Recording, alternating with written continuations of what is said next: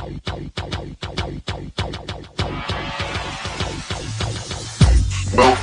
the Odds Breakers, number one place for shared, sharp betting information.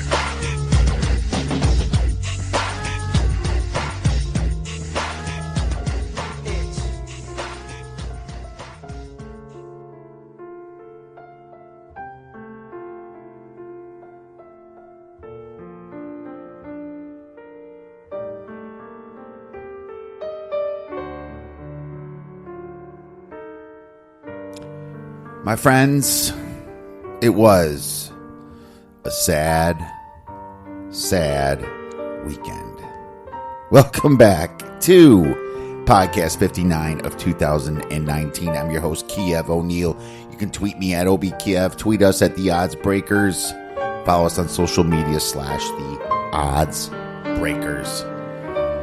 This episode is being sponsored by MyBookie.ag. For a 50% bonus, please visit MyBookie and use the promo code TheOddsBreakers. Terms and conditions apply. If you'd like to help us out with our costs, sponsor the podcast and website, we'd love to help you out. Please visit TheOddsBreakers.com. Click shop and become a member for $17.99 a month. You can get my plays and premium plays before the line moves for $2 more. You can have all that and become a patron subscriber and get the podcast a little early. If nothing else, please visit theoddsbreakers.com to become a free picks newsletter subscriber. That's right, my friends. Wisconsin, my favorite football, basketball, hockey. Well, I went to school there. Lost to Illinois. Straight up lost. Largest upset of the entire year in football as a 31-point favorite. Just absolute disappointment, you know. And unfortunately, what it takes to have a big upset like that is a good team playing bad and a bad team playing out of their minds or good. I mean, Peterman, their quarterback, was throwing through small windows, very small windows at the end of that game, and making passes, completing them. The Badgers could not get to him. And that's pretty much what happened. I call him Peterman. I meant Brandon Peters. He was absolutely fantastic that game. As a matter of fact, his year hasn't been that bad either. 970 yards, 12 TDs, 4 interceptions. He was injured a little bit. But Wisconsin was outcoached by Lovie Smith. This is the second time Lovie has destroyed me. As you know, I'm a Bear fan, which also didn't go so well, did it? And Lovie lost the Super Bowl to the Colts, Peyton Manning, and that hurt. And now he takes out my Badgers, top 6 Badgers, in a weekend before they play Ohio State. And Paul Chryst, you know, he can scheme up some plays. Obviously, he can prep for the schematics of a game in a way. But he can also overlook teams like he did for Illinois. He also can't prepare the team to face these letdown situations and look-ahead situations. When you're up 9 points, the most important thing, there's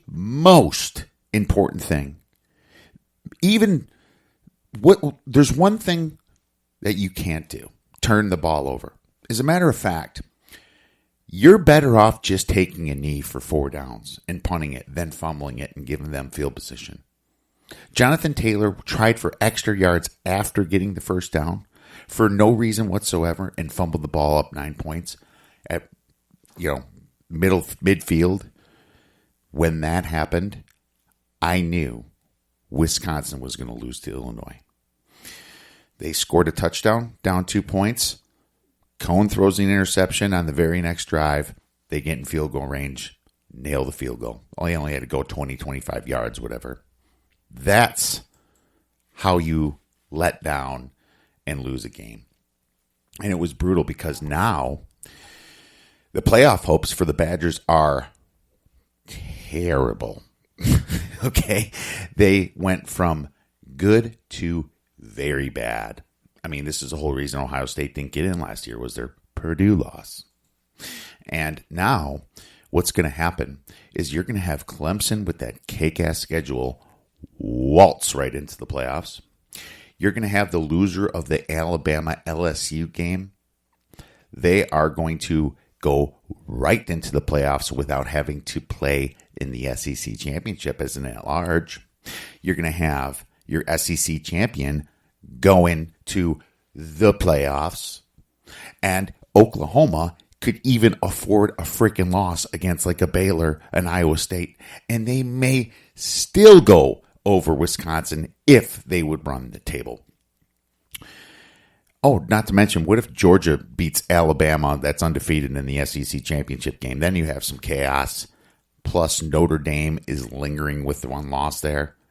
I mean, the Badgers would need absolute utter chaos and a win out to get in. But the good news, they probably won't win out anyway because they play the number one frickin' team in the nation, in my book, Ohio State. Okay, Ohio State is opened at a 14.5 point favorite. I think it's going to close at 17.5. I went doubt if it went all the way to past 20.5. It's probably going to close at 17.5 before the game.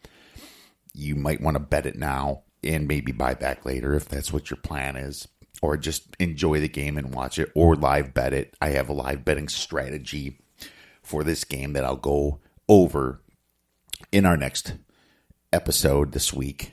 But as of right now, awful weekend for my sports. And, you can go right into the Chicago Bears. Mitch Trubisky, he is a 100% bust. Bust. All right. Mel Kiper had him the top of his draft board for some stupid reason. The dude played 1 year in college with North Carolina, lost easy games, barely had any experience, and he's a top guy over Deshaun Watson, who freaking won the championship against Alabama for Clemson, played 2.5 years of starting football. And you draft Mitch Trubisky that looks like he's scared shitless and can't hit the broadside of a freaking barn. That is your GM right there, Ryan Pace, that completely blew it. Ryan Pace for the Chicago Bears, he gets way too much credit. I mean, Khalil Mack, any idiot could have gave up 2 first-round picks for 2 years in a frickin' row to get Khalil Mack. That isn't hard to do. And next year, they don't have a first-round pick, and they didn't this year. All right? Don't give him credit for that. I mean, absolute stupidity.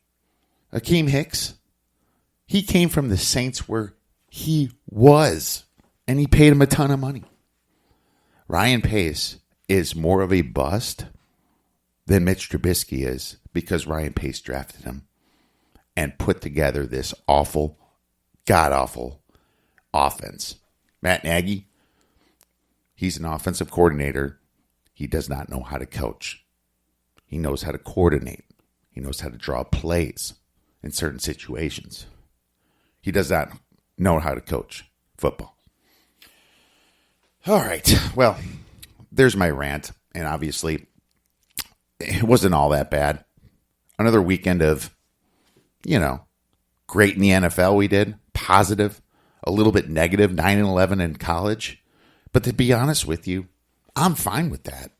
Breaking even again. Because college, a lot of big players and big sports bettors got their asses kicked this weekend. I mean, I wasn't the only one on the Oregon under. I wasn't the only one on the Clemson over. At least I had the freaking balls to bet Michigan while everybody else was betting Penn State. And that brought me back to where I'm supposed to be. Well, at least even whatever. I'm supposed to be profitable. Barely profitable for the year still, but you know, I'm fine with that. So, good news is, even though we are on the same sides as a lot of sharp bettors, and I'm sure this is not the only podcast you listen to. There's probably a few others, and you know who I'm talking about. You know, I lost those games as well. Sometimes I go to those people, tweeting them, texting them, or just listening to them, and they take me over the edge to make a bet. Sometimes I'm on the fence, almost ready to bet. And then they like a side. I'm like, okay, well, they like it. That's enough. Well, that doesn't always work out for you because some of those games went that way. I actually would have been profitable if I didn't buy back on on the over for Colorado in the second half. You know, I nailed that one under 71. It was raining, but I still thought Colorado's defense was so bad. But they only mustered up 10 points, so that didn't get us to the dance. And I tried to middle that Temple game. I had SMU -6. It closed at 9. I bought back on Temple. Otherwise, it would have been profitable, but it's so close, I don't care. Still, great weekend of betting. Terrible weekend of being a fan. You know, and doing a quick recap of this weekend. Obviously, I talked about Wisconsin letting down. Ohio State just took care of business against Northwestern and now has an extra day to prepare for the Badgers. And you know, the Badgers are a little bit fraudulent, obviously. They have some problems. Their defense can be cut up. But they didn't do Ohio State any favors, did they? Did Wisconsin do it? No. Because now, if Ohio State beats Wisconsin, it's less of a win. And if Ohio State loses to Wisconsin, you know, it's less forgiving loss, right? Because, you know, Wisconsin dropped in the AP. They're down to 13, I believe, now. So they sure as hell didn't do Ohio State any favors. But, you know, if Ohio State blows them out, they'll be just freaking fine as it is. Oh, actually, if Ohio State wins, they're still fine. Doesn't even matter. All right, well, Alabama had a little bit of a scare against Tennessee, but turned it on at the end. I mean, I guess it wasn't much of a scare. What was it, 21-10 at halftime? But ended up winning 35-13. LSU took out Mississippi State. Wasn't even much of a game. LSU is showing that Dave Aranda, former Badger defensive coordinator, now LSU defensive coordinator, making over $1 million a year, deserves it because their defense is showing up now. And LSU is very close to Alabama in my power ratings, and I wouldn't be shocked if LSU pulls out that upset. Clemson. I mean, they scored plenty of points, covered their spread, but Louisville just couldn't score anything. I told you I needed 21 out of Louisville to hit that over, and, well, Clemson got me the 45, but Louisville only stuck at 10 points there at home. Unreal. You know, those overs are tough when you bet these really top teams because there's a chance that they're literally going to shut out the other team. You know, I just thought this was the spot that Louisville had a shot at, and they just didn't show up. Oklahoma did. They covered their spread against West Virginia. And Michigan at Penn State. Penn State is outgained again. They're 7-0, and they are outgained on 4 games. And still pull off the wins.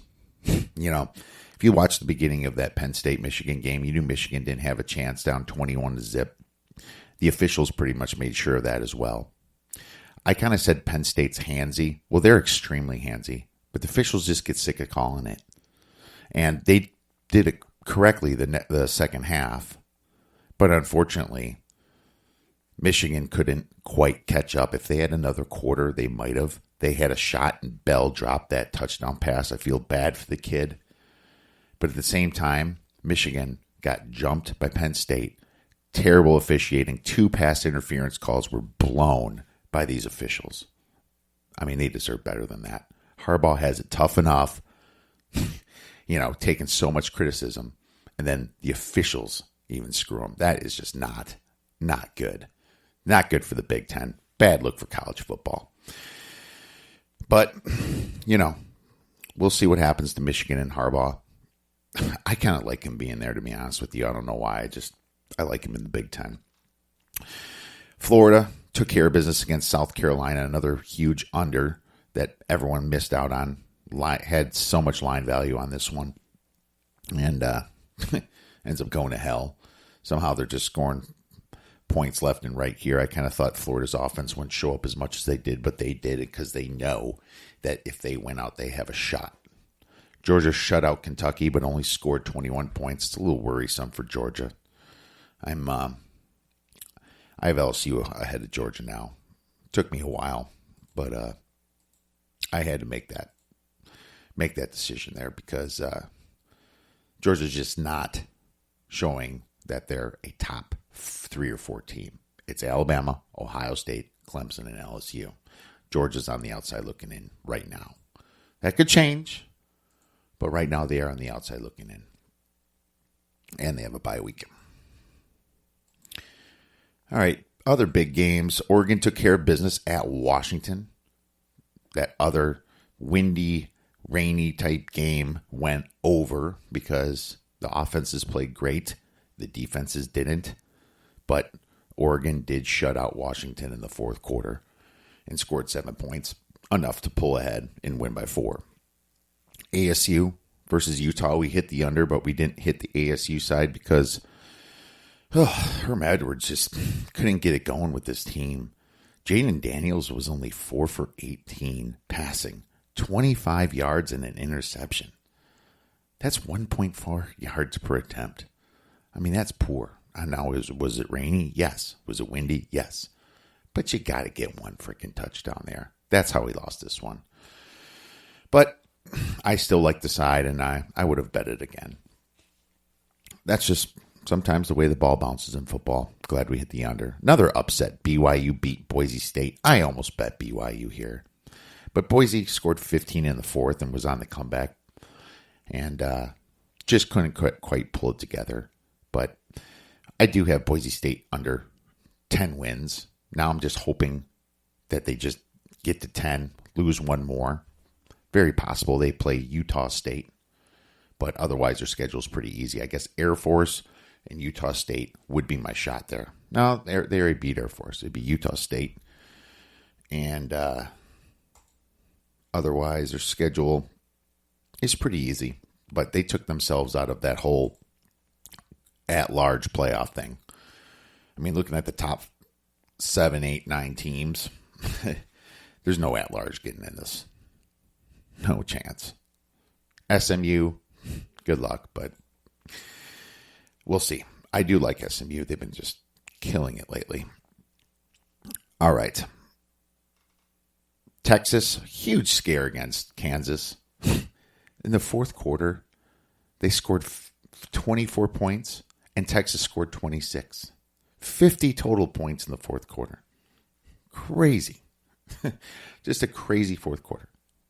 Another bet that lots of sharp people were on was Oklahoma State -4. I got it at -3 and still lost. Baylor, we have that future at 26-1 on Baylor to win the Big 12. I just need them to get to the championship game to hedge that. So, real happy with at least what I did there. Minnesota still undefeated, somewhat fraudulent, but they're getting better right now.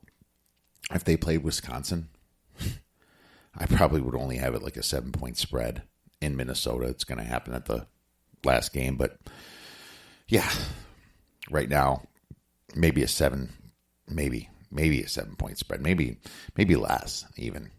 Look at my power ratings. I think I have it more of a 5-point spread. Iowa handled Purdue, but that was kind of a scare for them too. So only won 26-20. Purdue. Jack Plummer's playing a little bit better. 30 for 50 in passing, 327 yards and 2 TDs. That's Jeff Brom coaching him up right there. He's a great passing type of coach. Oh, the only thing that made me slightly feel better is Vanderbilt beating Missouri. It was I don't know how Vandy won. I mean, they're terrible, but I mean, that's what happens sometimes. Teams play out of their mind, just like Illinois. They won at home. Missouri was probably flat, just a complete flat spot for them. NFL, the San Francisco 49ers still look awesome. You know, the Green Bay Packers destroyed Oakland. And I didn't bet Oakland. Lots of people did. You saw that thing spread move +6, +5, +4.5. Yeah, because Green Bay was bullshitting everyone saying their receivers were hurt. Well, guess what? 2 of their 3 receivers played, and they freaking looked absolutely fine. 6 touchdowns for Rodgers. All right? 6. Pretty big number there. Elephant in the room. Patrick Mahomes is injured, but it's not too bad. I can see him coming back in a couple of weeks. David Moore is going to take his spot. And I only downgraded Mahomes to Moore 3.5 points. Now, everyone says, no, Mahomes, one of those quarterbacks, worth 7, 8 points. Yeah, he's worth 7, 8 points compared to going down to nothing. But Moore is used to this role, and he still has Andy Reid as his coach. Some dinking and dunking is going to happen, obviously. But I downgraded him 3.5 points, and we're going to see if I'm right, because they get Green Bay at home. Sean Payton's a great coach, probably top 5 in the NFL. And he showed that. Teddy Bridgewater kicked the Bears' ass. Chicago Bears defense didn't even show up that game.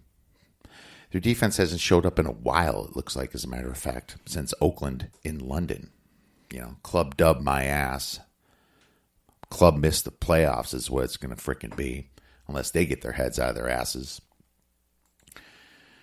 Another crazy thing, well, Dallas destroyed the Eagles. I guess Dallas was in a huge get-up spot, but the Eagles are still very injured. The Eagles might have a little bit of value now, finally, to actually bet on them. We'll see what happens. It's who they're playing next game. Cardinals took care of the Giants. We lost that one. The Giants' defense is pretty bad. And the Cardinals keep improving. Kyler Murray keeps improving. They're a dangerous team. Now, they don't have a hell of a defense, and they're going to have, you know, a reality check one of these weeks, but they won again. They went all the way to New York and won. They jumped the Giants. The Giants tried to make a game out of it, kind of came back. Not enough. You know, that's pretty interesting right there, what's going on. Kyler Murray, he's starting to look the part. He's kind of like Russell Wilson.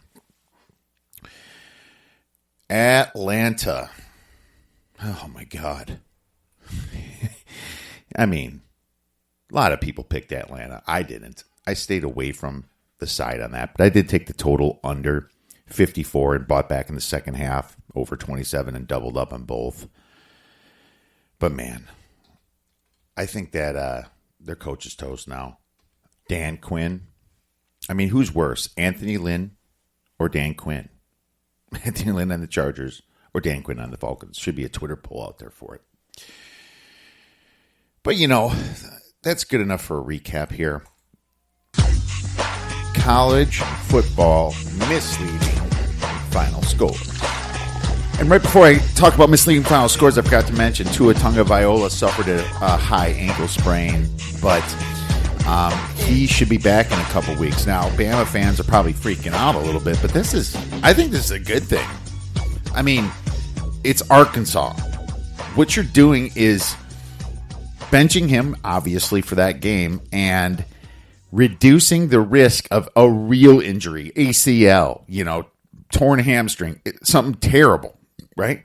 So you're taking that away from a bad game. I mean, I would almost argue that you should bench Tua that's healthy under Arkansas unless you're losing or the score is close in the second half. Then maybe, obviously you put him in, but no reason to force him to do stuff like that.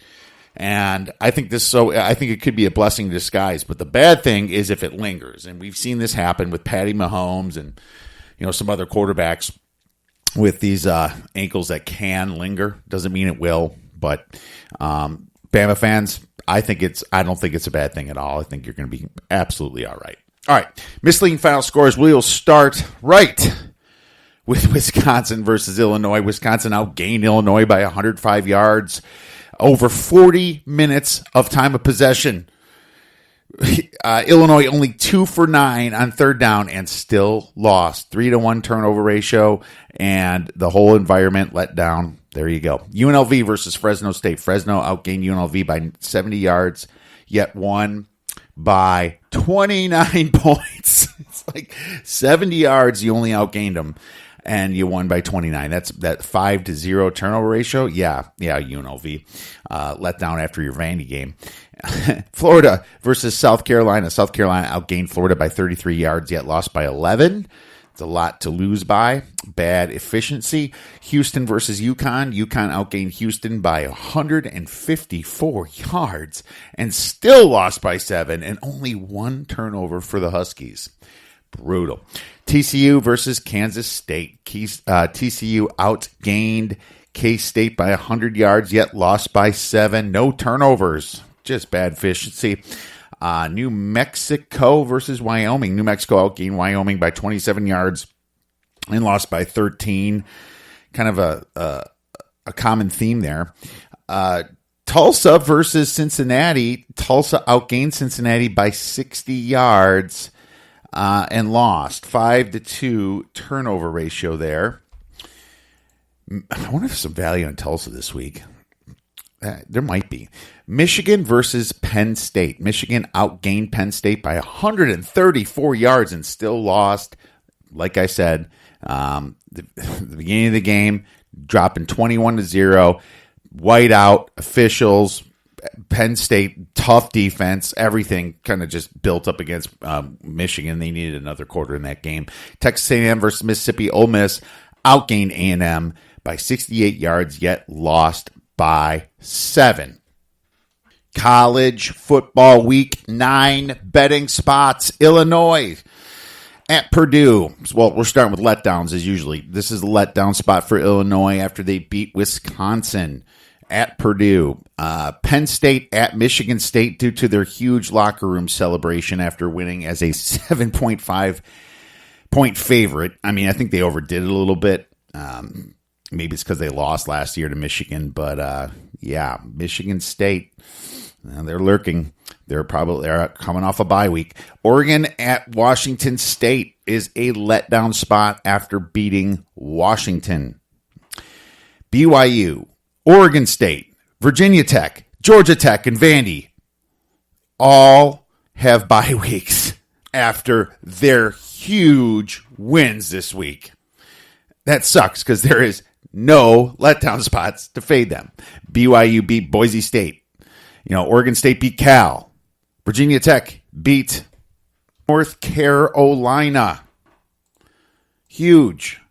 Vanderbilt, as you know, beat Missouri. All of them have bye weeks. Kind of crazy. It's crazy how that happened. Okay, so going to get up spots since there's no more letdowns. Western Michigan versus Bowling Green after losing to a bad Eastern Michigan team. Ugh. Rice hosting Southern Miss. They need a win badly. They're 0-7. I think Rice is better than this. Oklahoma State at Iowa State after losing to Baylor is a get-up spot. TCU hosting Texas after losing to Kansas State. Wow, did Texas escape that game too against Kansas?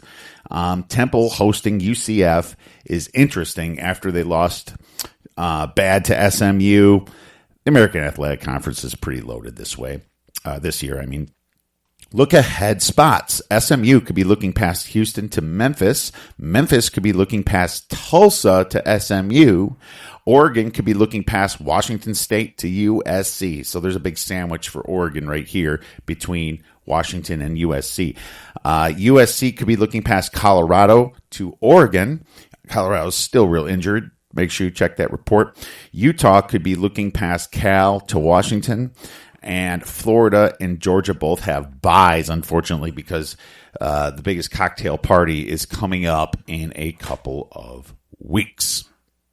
Now it is time for the Big Ten power ratings, and we're going to start off with Ohio State, upgraded 0.75 points from 27.5 to 28.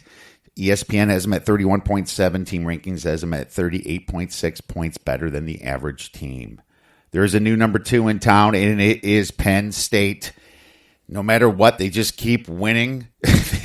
They got something going on there. And, you just obviously I complain about the officials a lot, but they're still a very good team. And I was wrong about them. I underrated them and I shouldn't have. They are at 18.5 up from 17.5. I actually have Wisconsin about the same, but Penn State, I have them just, a nudge higher. They're undefeated. So Penn State gets the nod there.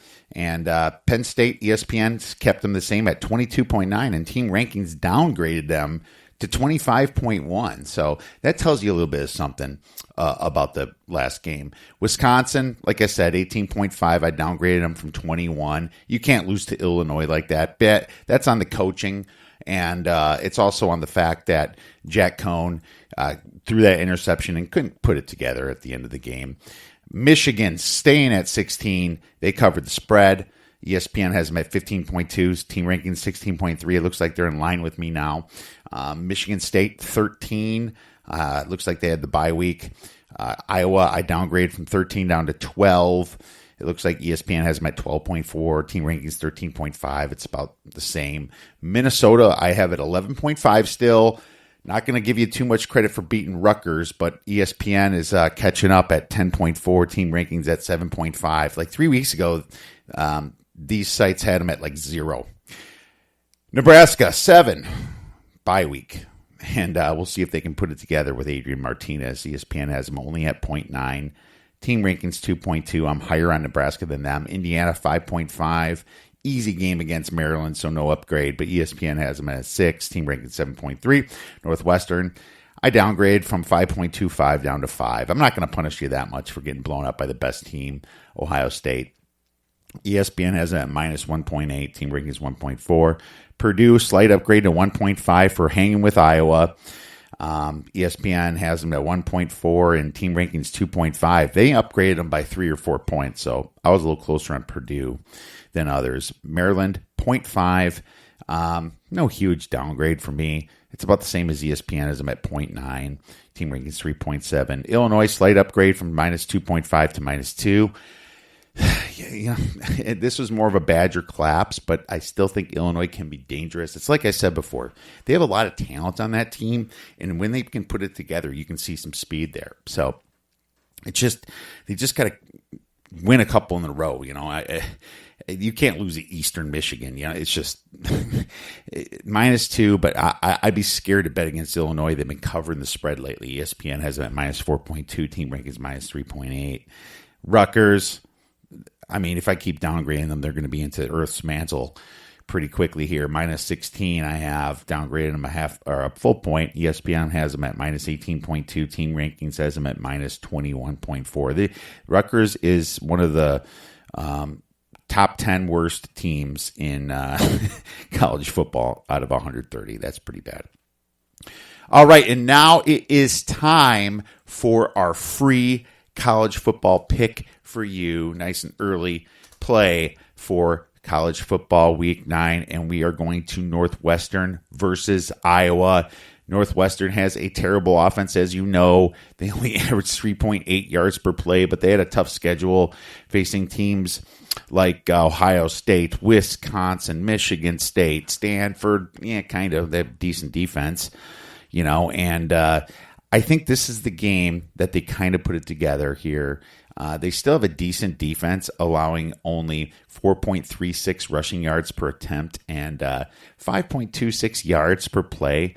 And we know Iowa doesn't score a ton. They're averaging 5.6 yards per play, giving up 4.7 on defense. So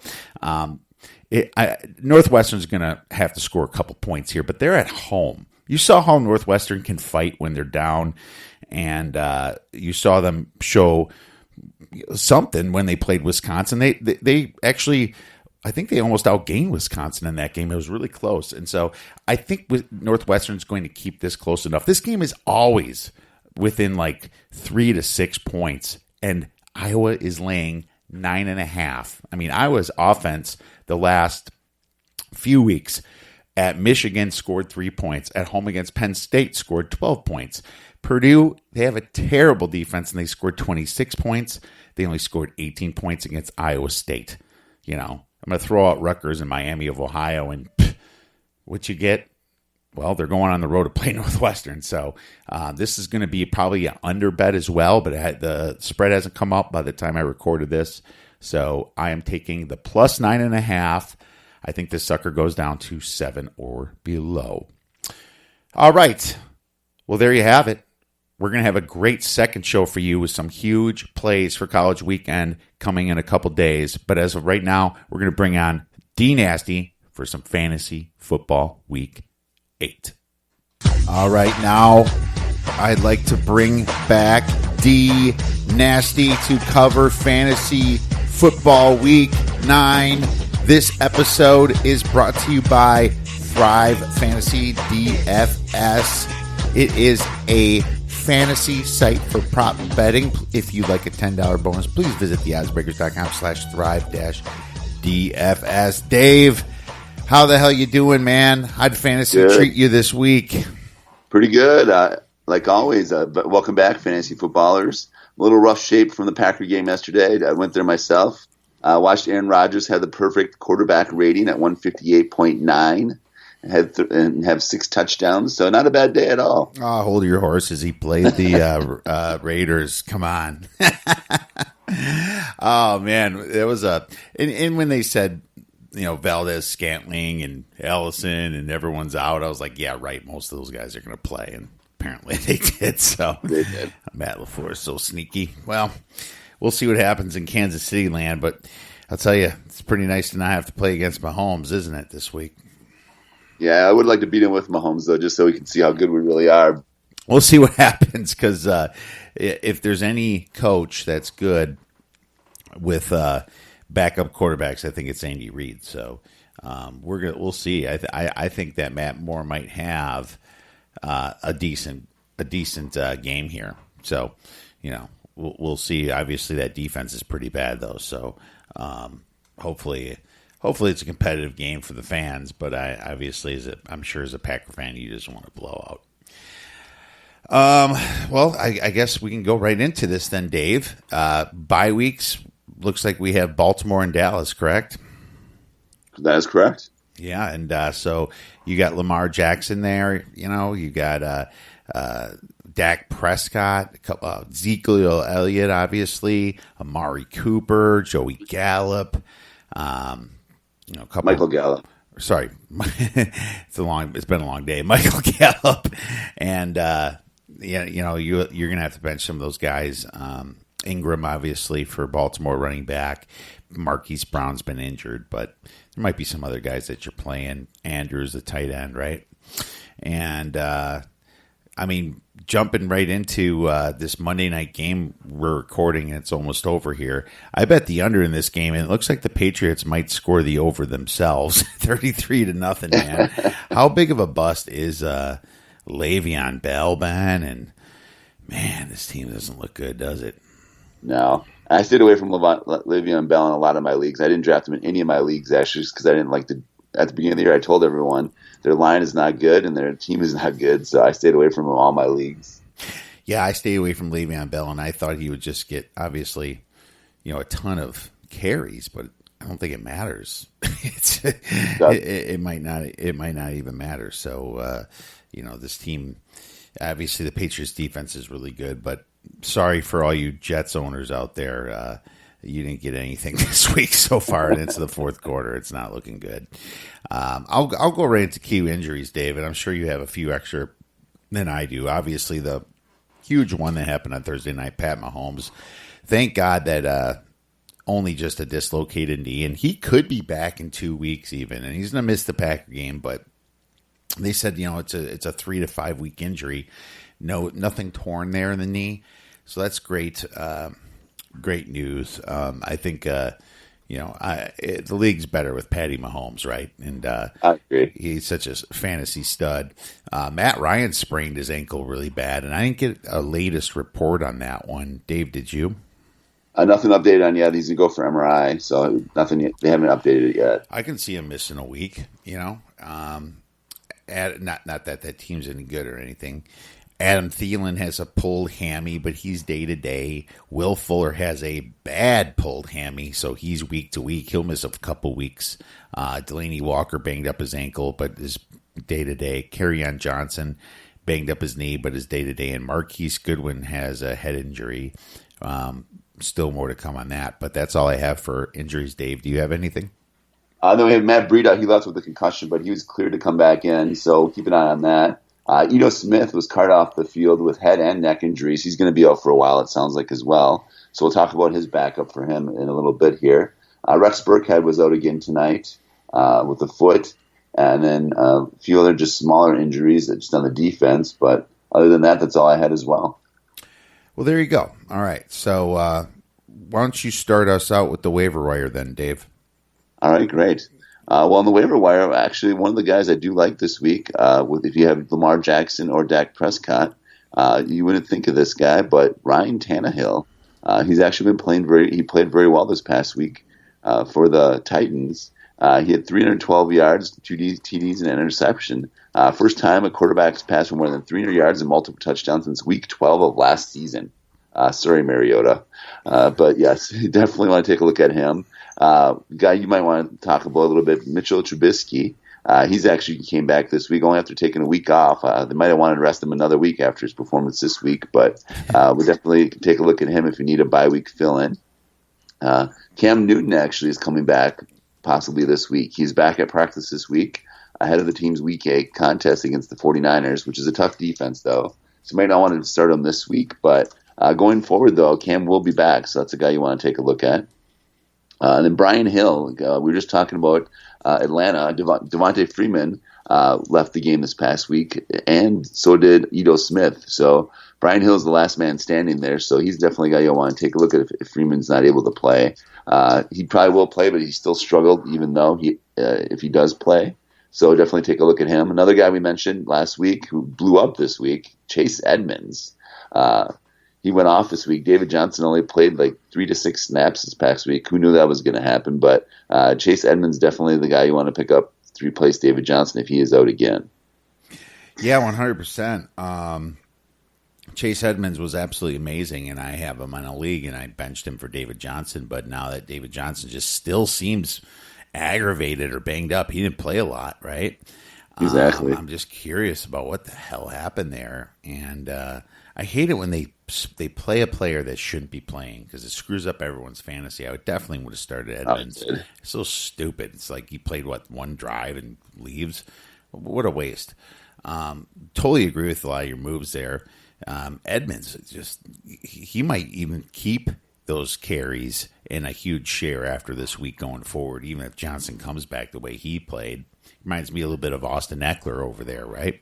I agree. I definitely agree. He's at least get some carries. He's not going to get the workload like David Johnson's getting, but he's definitely going to cut into David Johnson's workload going forward. I agree. And looks like he's getting some passes too. I got Matt Moore, obviously, for the Mahomes injury, and not that he's might be the best quarterback on the waiver wire, but Andy Reid might scheme some dinks and dunks for him, some throws to Kelsey. He could get lucky again with a Tyreek Hill throw.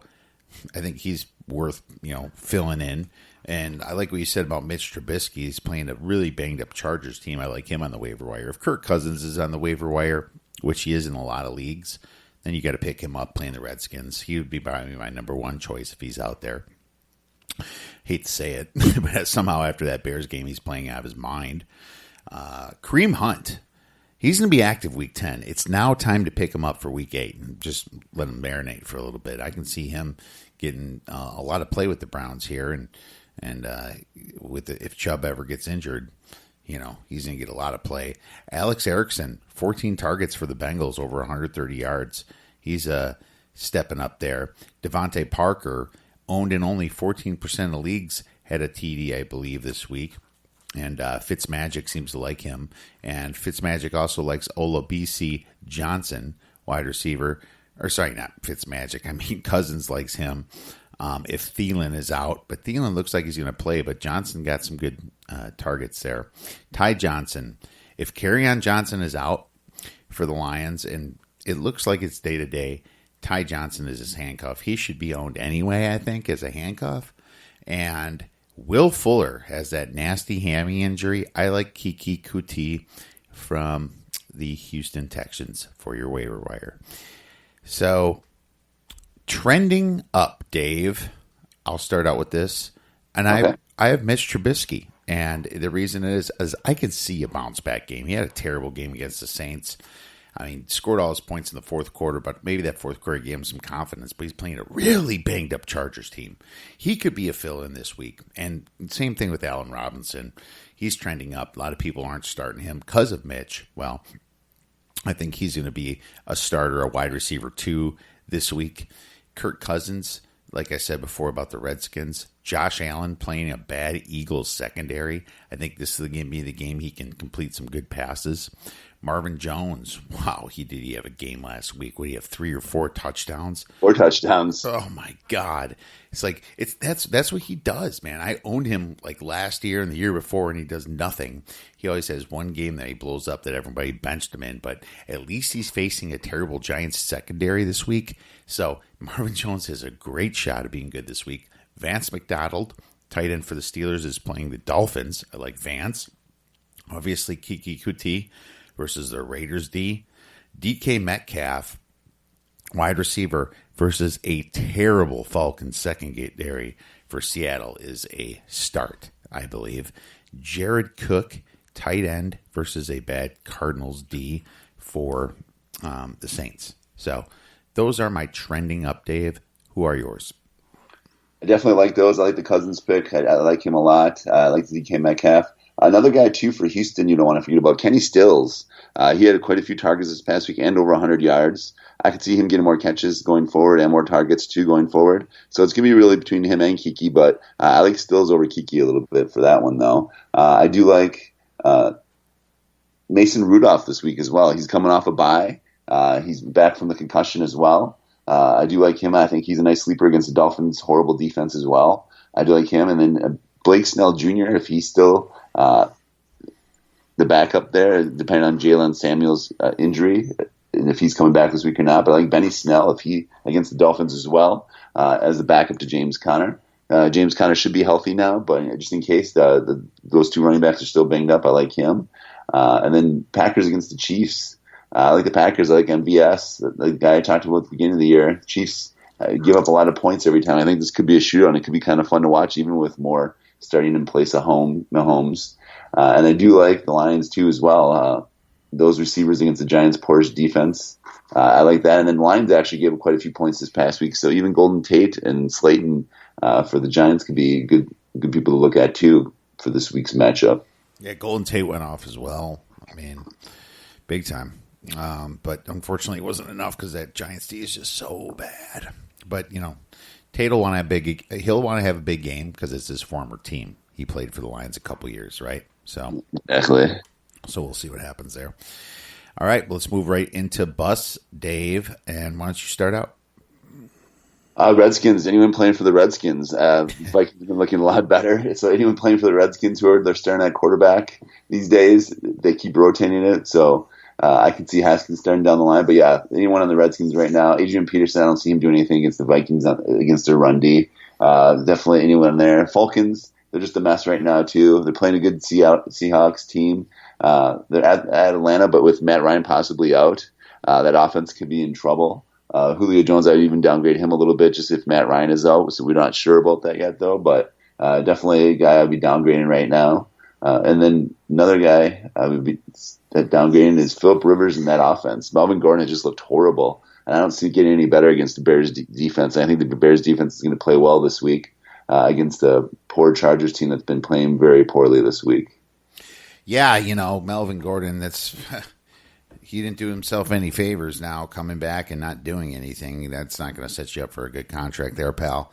So lots of injuries, and they just lost one of their starting guards for the season this week. So now everything on the Chargers is kind of going to shit. And Eckler was great for the first 3 games. 3-4 games is fantastic, and now everything's just in chaos mode with him. And hard to start Eckler now. He's flex worthy maybe, but it's just so tough. So for my bus, I have Kyler Murray. And they had that big win, but now they're playing the Saints, and the Saints D is obviously legit. It's looking like, to me, it's looking like the Saints versus the Patriots for the Super Bowl. Sorry, I know you're Packers, Dave, whatever, but yeah, they'd probably be my third pick. I think it's going to be the Saints number one, the Niners two, and the Packers are probably third in my favorites list. But they're not that far from each other. And the Packers, if they keep making strides here, who knows? They might be awesome by the end of the year. Jarvis Landry is a bust, and because he's playing the Patriots, and I think Odell Beckham's going to get most of the targets. Joe Mixon versus the Rams. Hopefully, Aaron Donald doesn't pick him up like a ragdoll like he did to Devontae Freeman and start doing curls with him. Did you see that? I did. That was awesome. Oh, it was awesome. Miles Sanders, running back for the Eagles versus a Buffalo Bills very tough run defense. Nick Chubb for he's playing the Patriots. I don't like his matchup either. I think he's going to get stuck. And David Johnson against the Saints, I don't like him at all. So we'll see what happens. Those are my busts, my friend. And do you want to go right into your D nasty sleeper of the week? You bet. My D nasty sleeper of the week this week, a guy I just talked about in this podcast tonight, is going to be Mason Rudolph. I like his matchup, Monday Night Football, coming back from his concussion and playing a weak Dolphins team. I'm taking Mason Rudolph as my D nasty sleeper of the week. There you go. I like it. Great pick there. And I like Kiki Kuti, and I know you like Stills there. But every time somebody gets injured, whenever Fuller goes out on this Texans team, it's Kiki getting the love. So we'll see what happens. That's my nasty sleeper of the week, Dave. Any final thoughts for Fantasy Football Week 9? No, and then one other thought, too, is Baker Mayfield's been struggling, too, and I don't like him as well against the Patriots. And then two other guys that were on my sleeper list that we didn't talk about is the two receivers for the Titans, A.J. Brown and Corey Davis. I could see them coming around the next couple weeks against the matchups that they have, too, with Ryan Tannehill back at quarterback. All right, well, there you go. Good matchups. It means big fantasy wins, especially if you have DFS. You want to get the cheap guys that have the best options to make it happen. Thanks a lot, Dave, for coming back on, giving us your waiver picks, your injuries, and all that great stuff, my man. I know you're tired. Go get some sleep. And all you listeners out there, have a fantastic week and go get some winners.